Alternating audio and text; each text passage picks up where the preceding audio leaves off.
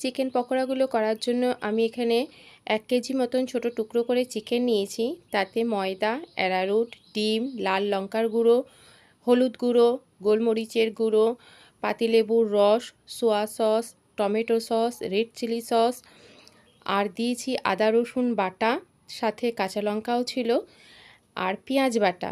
সামান্য একটু ভিনিগার দিয়ে বেশ করে মেখে 30 মিনিটের মতন রেখে দিয়েছিলাম। তারপরে আমি সাদা তেল গরম করে তাতে একটা একটা করে চিকেন দিয়ে ভেজে তুলে নিয়েছি।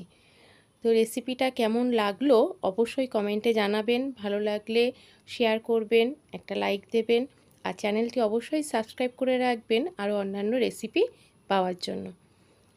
দেখুন এগুলো একটু বেশ আঠালোভাবেই ম্যারিনেট করে রেখেছি, যাতে পকোড়াগুলো ভাজলে খুব সুন্দর সফট হয় এবং ফুলে ওঠে। পকোড়াগুলো ভাজার আগে আমি লবণ দিয়েছিলাম।